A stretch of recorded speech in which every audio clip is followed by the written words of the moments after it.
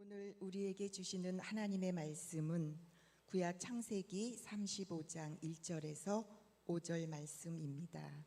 하나님이 야곱에게 이르시되 일어나 베델로 올라가서 거기 거주하며 내가 내 형 에서의 낯을 피하여 도망하던 때에 내게 나타났던 하나님께 거기서 제단을 쌓으라 하신지라.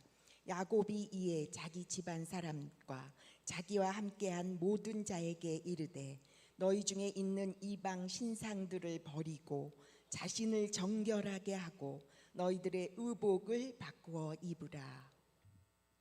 우리가 일어나 베델로 올라가자.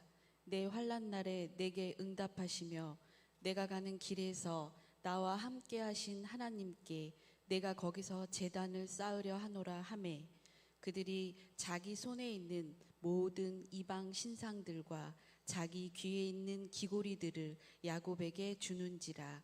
야곱이 그것들을 세겜 근처 상수리 나무 아래에 묻고 그들이 떠났으나 하나님이 그 사면 고을들로 크게 두려워하게 하셨으므로 야곱의 아들들을 추격하는 자가 없었더라.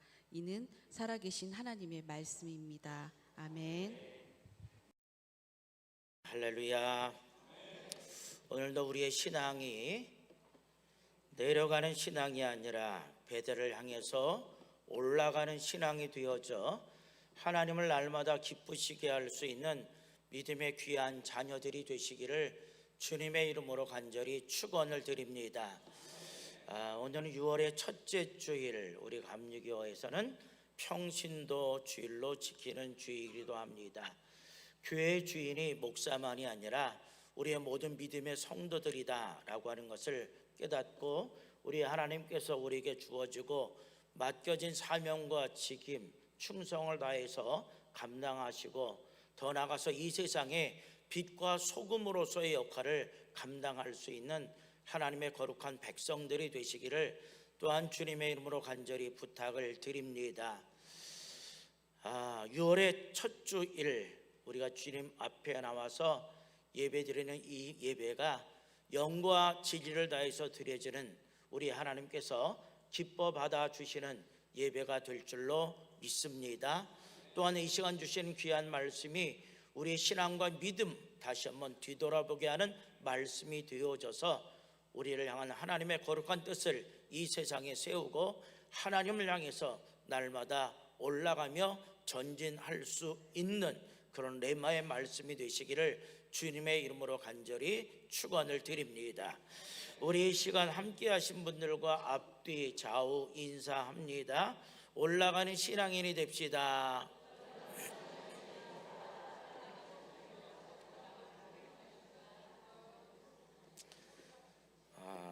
좀 오래전 그 이야기입니다. 지금은 다 돌아가셨지만 미국의 로널드 레이건이 대통령으로 재직할 당시의 일입니다. 이스라엘 수상이었던 그분도 돌아가셨는데, 매니엠 백인이라고 하는 사람이요, 이 레이건 대통령의 초청으로 그 미국을 방문한 적이 있습니다. 근데 미국에 방문해서 이 레이건 대통령의 집무실에 가보니까 그 집무실의 책상에 전화기가 3대가 놓여 있는 것을 보게 됐습니다. 이 백인이 또 궁금한 건 견딜 수가 없어요. 그래서 레이건 대통령에게 물었습니다. 저 빨간색 전화기는 언제 씁니까? 빨간색 전화기 있죠? 있어요, 없어요? 대답 좀 해봐요. 좀 뭔가 왔다 갔다 하는 게 있어야지. 자, 빨간색 전화기를 보고 저 전화기는 언제 사용합니까? 라고 물었더니 소련과의 통화할 때 쓴다는 거예요. 그때 이 레이건 대통령이 고르바초프하고 되게 가까웠습니다. 그래서 세계가 지금 이러지 않았어요. 그래도 평안하게 살아갔던 데 있죠. 소련하고 통화할 때 사용한다는 거예요. 그럼 저 은색 전화는 언제 사용을 합니까? 라고 했더니 일반적으로 통화를 할 때 사용하는 전화기라고 말합니다. 그러니까 그러면 금색 전화는 뭐 할 때 사용합니까? 라고 물었더니 이 레이건 대통령이 하나님하고 통화할 때 쓰인다는 거예요. 근데 이 백인이 또 궁금해요. 하나님하고 통화한다? 그럼 비싸지 않습니까, 요금이? 이렇게 물었더니 레이건 대통령이 한 번 통화하는데 10,000불이 든다라고 얘기를 하는 거예요. 그러다가 또한 세월이 지나서 이 레이건 대통령을 이 매니엔 베긴 수상이 이스라엘로 초청을 했습니다. 그래서 이스라엘 수상이 집무실에 갔더니 똑같이 저렇게 전화기가 있는 거예요. 그래서 다른 건 물어보지도 않고 그때 일이 생각나서 자, 저 금색 전화는 하나님하고 통화하는 데 사용하죠? 맞다는 거예요. 또 궁금하죠? 그러면 한 번 통화하는데 얼마 듭니까? 라고 물었어요. 그랬더니 이 백인 수상이 얘기를 합니다. 미국의 하나님은 멀리 계시기 때문에 한 통화에 10,000불이 들지만은 이스라엘 하나님은 아주 가까운 곳에 계시기 때문에 1센트만 듭니다 라고 대답을 하더라는 거예요. 진담 속에 농담이 담겨져 있는 것이겠죠. 저는 이 이야기를 들으면서 그런 생각을 해보게 했어요. 나는 오늘 하나님과 얼마나 거리가 떨어져 있는가, 하나님과 가까이 지내는 삶을 살고 있는가, 아니면 하나님과 멀어진 삶을 살고 있는가 라고 하는 것을 생각해 보게 되었다는 거예요. 여러분, 우리가 성경에 보면 많은 인물들이 나오고 있습니다. 그런데 오늘 읽은 본문의 말씀의 주인공은 누굴까요? 누구예요? 누구지요? 성경을 읽었으면 알아야지. 누구야? 야곱. 너무 쉬운 건 물어보지 말라는 거죠. 야곱이에요. 여러분, 야곱의 인생을 보면요, 참 억적같이 살았고 열심으로 산 사람이 바로 야곱이라고 볼 수가 있습니다. 그런데 야곱의 인생, 그의 삶의 히스토리를 쭉 보면 참 굴곡 많은 인생이에요.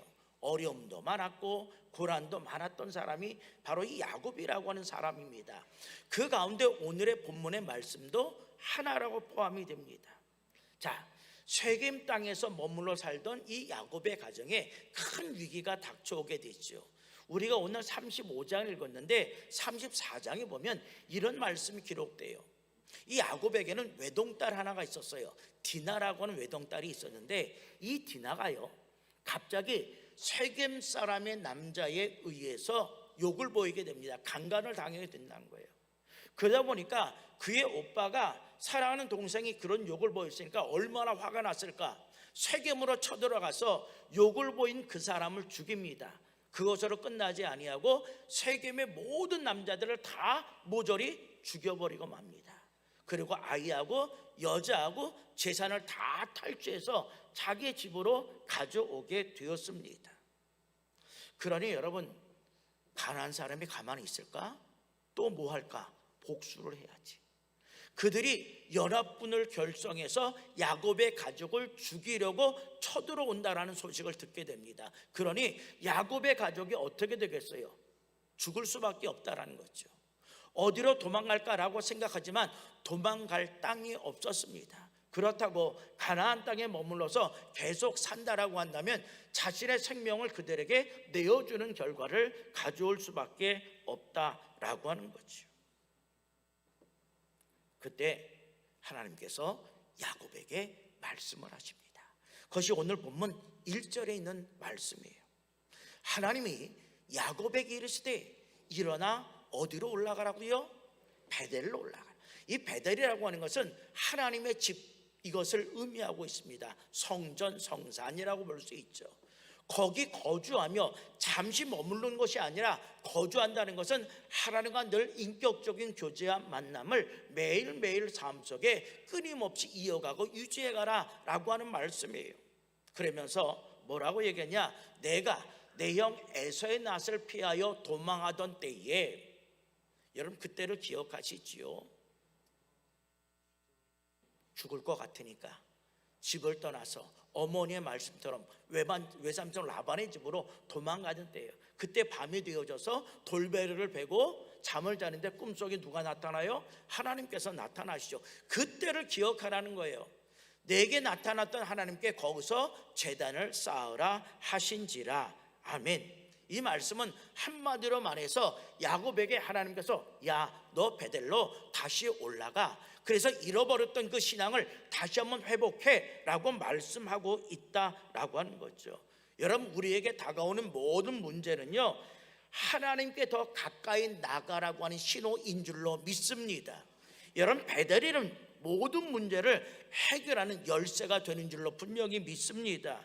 그렇기 때문에 우리는 어려움을 만나고 고난과 고통을 만났을 때 세상 속에서 해결할 수 있는 방법을 찾는 것이 아니라 누구께 올라가야 된다는 거예요? 하나님께 올라가고 하나님께 나갈 수 있는 믿음의 사람들이 되시기를 바랍니다. 자, 그렇다고 한다면 오늘 이 말씀을 기억해 보면서 올라가는 신앙을 살아가고 있을까? 아니면 나는 내려가는 신앙의 삶을 살고 있을까? 혹 안타깝게도 나의 신앙이 하나님께 올라가지 못하고 내려가는 신앙이었다라고 한다면 오늘 이 시간을 통해서 다시금 베들로 올라가 하나님께 가까이 나가는 삶이 되기를 원합니다 라고 하는 마음을 가지고 결단할 수 있는 은혜의 귀한 시간이 되시기를 주님의 이름으로 간절히 부탁을 드립니다. 자, 그렇다고 한다면 여러분, 오늘 본문의 말씀을 통해서 베들로 올라가는 신앙이 되기 위해서는 어떻게 해야 될까? 첫 번째로 이방의 신상들을 버리고 자신을 정결하게 해야 될 줄로 믿습니다. 자, 오늘 본문 2절에 있는 말씀을 보세요. 야곱이 이에 자기 집안 사람과 자기와 함께한 모든 자에게 이르되, 자기 집안이라는 것은 자기를 포함한 모든 가족이라고 볼 수가 있어요. 그리고 자기와 함께한 모든 자, 자기와 함께 했다는 것은 이 야곱이 외삼촌 라반 밧담 아람에서 사는 동안 많은 노비를 얻었을 겁니다. 그 노비를 포함한, 그리고 세겜에 침투해서 그들과 싸워서 많은 포로를 잡아왔을 겁니다. 이 사람까지도 다 포함하여 라는 거예요. 그러니까 너 안에 있는 모든 사람들을 다 포함하라 라는 얘기입니다. 누구도 예 없이 베델로 올라가기 위해서는, 즉 하나님께 예배를 드리기 위해서는 지금까지 살아왔던 삶의 자세, 삶의 태도, 마음의 태도를 바꾸라라고 하는 말씀이에요. 자, 삶의 태도, 마음의 자세를 바꾸기 위해서는 어떻게 해야 되느냐라고 하는 말씀이 그 다음에 이어지고 있어요. 2절 말씀 계속 보세요. 여기 보면 첫 번째로 뭐라고 말씀하고 있느냐? 너희 중에 있는 이방 신상들을 버리라고 하죠. 이방의 신상들을 버리라는 거예요. 여러분, 이 말은 뭐예요? 야곱의 가족 중에는 여전히 우상이 있다 없다? 있다라는 얘기죠. 그러니까 버리라고 말씀하고 있는 거예요. 이방의 신상을 버리라는 것은, 여러분, 야곱이 그의 아내를 얻기 위해서 많은 노력을 했어요. 근데 라헬이 자기의 고향집에서 나올 때에 가죽의 수호신인 뭐를 가지고 나옵니까? 드라빔이라고 하는 것을 가지고 나와요. 이게 우상이에요. 그런데 라헬과 더불어 함께 따라 나왔던 그 종들도 나름대로의 우상을 가지고 있었다는 거죠. 그런데 지금까지 야곱이 그 우상에 대해서 던지라, 버리라 라고 말씀을 하지 않았다는 거예요. 그냥 가지고 있어요. 묵인하며 여기까지 살아왔다라고 하는 사실이죠. 그런데 우리 하나님께 제단을 쌓으러 이제 베들로 올라가는 그 순간에는 이 모든 것을 다 버려야 된다는 거예요. 그래야지만 하나님을 온전히 사랑할 수 있고 하나님만을 섬기는 신앙을 가질 수 있었기 때문에 이제 야곱이 결단하는 거예요. 모든 신상을 다 버리라, 이렇게 명령하게 되죠. 여러분, 우리가 마태복음 6장 24절에 있는 말씀 보세요. 이렇게 기록해요. 한 사람이 두 주인을 모하지 못한다고요? 섬기지 못. 우리의 주인은 하나밖에 없어요. 둘이 될 수가 없다는 거죠. 여러분, 종의 주인이 두 명입니까? 아니에요. 한 명이 될 수밖에 없어요. 혹 이를 미워하고 덜 중요하게 여기고 저를 사랑하거나 혹 이를 중히 여기고 저를 경히 여김이라. 결코 우리는 우리의 마음속에 두 주인을 섬기면서 살아갈 수 있다 없다? 없다라고 하는 사실이 있죠. 여러분, 하나님을 내가 섬기는데 동시에 우상을 붙잡고 살아갈 수는 없다라고 하는 사실이 있죠. 그래서 하나님께서 야곱에게 야, 너 베들로 올라와 라고 했을 때 가장 먼저 요구하는 것은 너의 길을 예비하고 준비해라 라고 하는 것이 아니라 먼저 내 안에 있는 우상을 버리라 라고 명령을 하셨다는 거예요. 여러분, 우상이라고 하는 게 뭘까요? 하나님보다 더 사랑하는 모든 것, 이게 우상이에요. 물질도 되고요, 명예도 되고요, 권력도 되고요, 취미도 되고요, 심지어는 자녀도 될 수 있는 거지요. 이 방해가 되는 모든 것들은 다 던져 버리라는 거예요. 마치 4절에 있는 말씀처럼 오늘 보면 여기에 뭐라고 기록했어요? 그들이, 4절 말씀이에요, 자기 손에 있는 모든 이방 신상들과, 자기 손에 있는 이방 신상들이라는 건 뭐예요? 여전히 야곱 안에 가지고 있는 그런 우상들을 얘기하죠. 자기 귀에 있는 귀걸이들, 이것도 우상 숭배와 뭔가 관련이 있는 거죠. 이 모든 것을 누구에게 주라는 거예요? 야곱에서 갖다 주라는 거죠. 그럼 야곱이 그것을 세겜 근처 상수리 나무 아래에 뭐 했다는 거예요?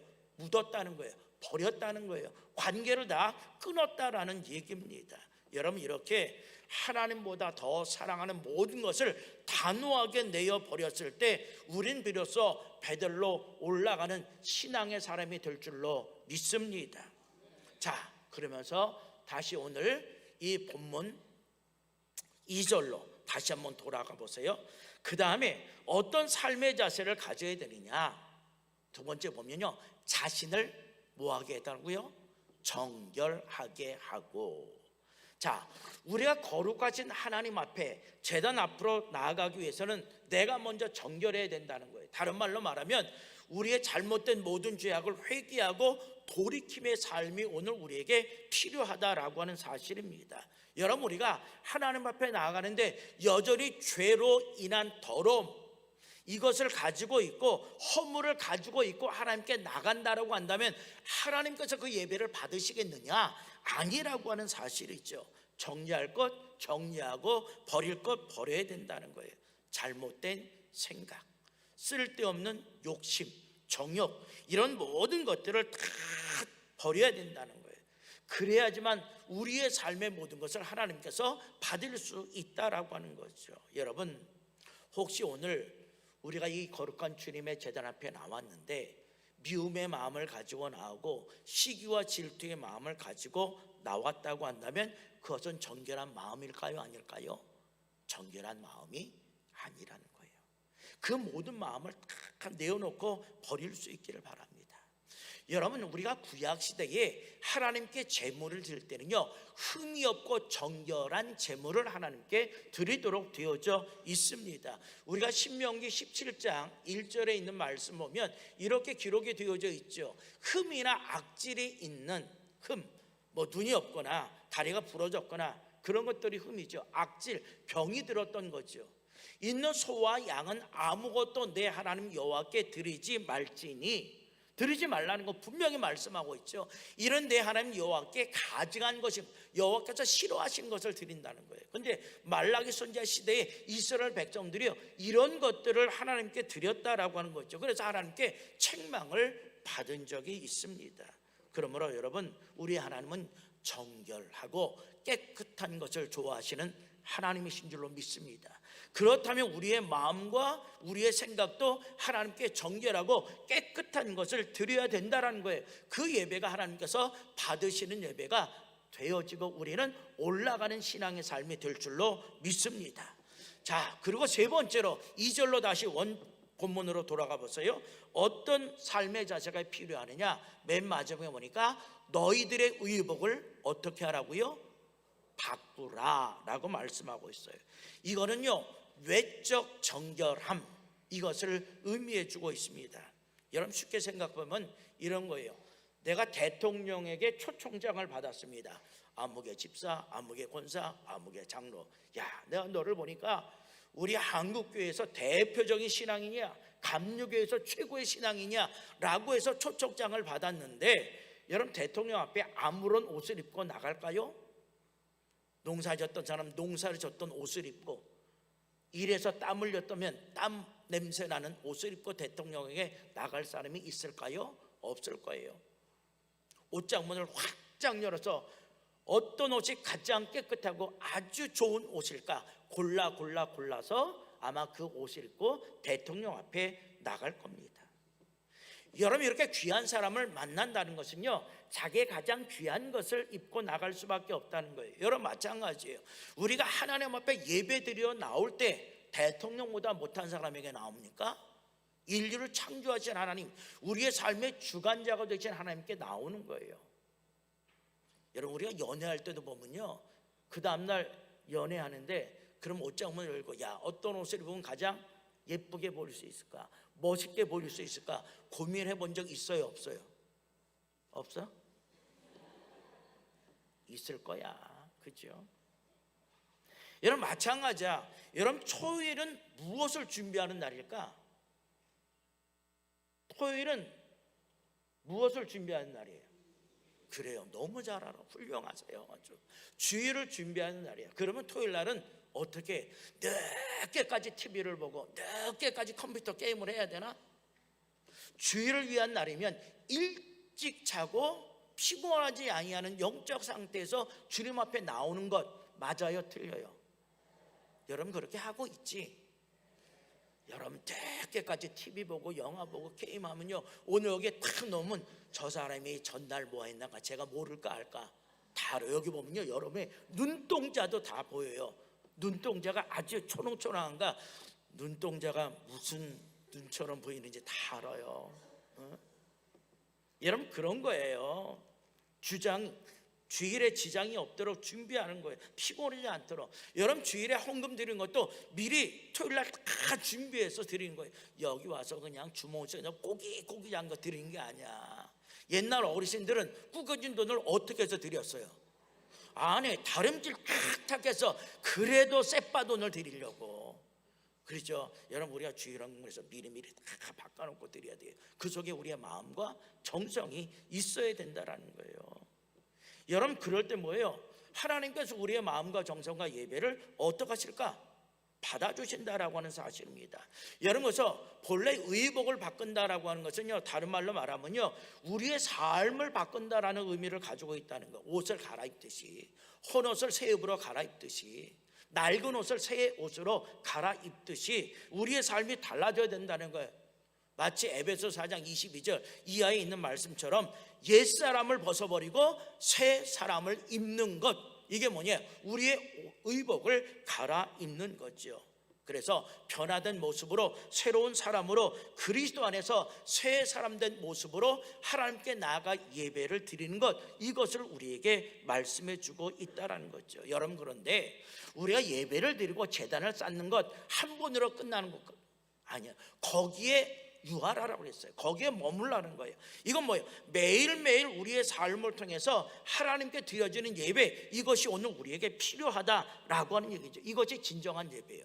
로마서 12장 1절에 있는 말씀 보세요. 그러므로 형제들아, 내가 하나님의 모든 자비하심으로 너희를 권하노니 너희 몸을 하나님이 기뻐하시는 거룩한 산 제물, 구약 때는 죽은 제물을 드렸지만 신약 때는 산 제물, 이건 뭐예요? 우리의 몸을 드리는 거예요. 몸을 드린다는 것은 날마다 우리의 삶의 모든 것을 하나님께 내어놓는 삶, 하나님은 날마다 인격적인 만남과 교제를 갖는 삶, 이게 뭐냐? 거룩한 산 제물. 이것이 뭐냐? 우리가 드려야 될 영적 예배. 그럴 때 하나님께서는 우리의 예배를 받아주시고 우리의 신앙과 믿음은 베델로 올라가는 신앙의 삶이 될 줄로 믿습니다. 마지막 두 번째로, 우리가 베델로 올라가는 신앙이 되기 위해서는 어떻게 되느냐? 환난 날에 응답하시며 나와 함께 하신 하나님을 분명히 알아야 할 줄로 믿습니다. 자, 3절에 있는 말씀 보세요. 우리가 일어나 베델로 올라가자. 내 환난 날에 내게 응답하시며, 하나님 우리의 기도와 간구 속에 반드시 응답해 주시는 하나님이심을 우리에게 말씀해 주고 있죠. 내가 가는 길에서 나와 함께 하신 하나님께, 이건 뭐예요? 임마누엘의 하나님, 나와 동행하시는 하나님이죠. 내가 거기서 제단 예배를 드리려 하노라 하매라고 말씀하고 있어요. 여러분 왜 베델로 올라갑니까? 그 목적이 뭐예요? 제단을 쌓으러 올라간다라고 하는 거죠. 여러분 오늘 읽은 이 말씀은요, 이 치욕적인 외동딸 디나의 강간 사건과 그에 따른 이 복수극이 벌어진 이후에 비로소 하나님께서 야곱의 부르심에 야곱이 응답하여 야곱이 스스로 외친 어떤 신앙의 회복의 표현이 오늘 읽었던 3절의 말씀이라고 볼 수가 있습니다. 여러분, 야곱 그의 삶을 돌이켜보면요, 이 30년 전에 베델에서 크신 하나님의 축복과 위로를 경험했잖아요. 아무도 없는 광야의 들판에서 홀로 외로이 돌베개를 베고 자고 있는데, 두려움 속에 떨고 있는데 하나님께서 꿈에 나타나셔서 야곱에게 말씀하셨잖아요. 내가 너와 너와 함께 할 거야, 걱정하지 마라. 그러면서 가나안 땅에 제가 들어가면 하나님께 찬양과 기쁨과 감사의 헌신의 제단을 제가 하나님께 꼭 드리겠습니다, 약속했어요. 근데 가나안 땅에 들어간 지 10년이 됐습니다. 여전히 잘 살고 있었습니다. 하나님과 약속했던 것을 까마득히 잊고 살았다는 거예요. 그리고 10년의 세월이라는 삶이 흐르게 됩니다. 그렇기 때문에 야곱의 집에 닥친 모든 비극과 불행은요, 바로 베델을 망각한 야곱의 불신앙으로부터 기인된 것이다, 이렇게 생각해 볼 수가 있습니다. 그가 올라가는 신앙이 되어졌어야 되는데, 하나님의 은혜를 늘 기억하며 살아왔어야 되는데 모든 것을 다 잃어버리고 살아가게 되니까 그의 신앙이 내려가는 신앙의 삶을 살 수밖에 없었다는 거예요. 그리고 후에 그것을 야곱이 깨닫게 되고 고백하죠. 내 환난 날에 내게 응답하시며 내가 가는 길에서 나와 함께 하신 그 하나님을 내가 기억합니다 라고 비로소 고백하는 거예요. 야, 하나님께서 내 삶의 평생 동안 동행하셨는데 나는 나에게 축복과 은혜를 줬던 그 하나님을 나는 너무 잊고 살았구나. 다시 한번 회개하고 깨닫는 거죠. 여러분, 우리가 삶을 살아갈 때요, 원치 않은 환난과 고난을 만날 때 분명히 있습니다. 그리고 그 환난 앞에서 두려워하며 고민할 때도 참 많습니다. 그때 야곱은 이런 고백하죠. 내 환난 날에 내게 응답하셨다.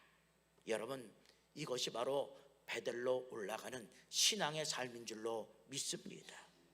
사실 야곱은 그동안 하나님의 도움 없이 여기까지 왔다라고 생각했을 겁니다. 그 이유가 뭐예요?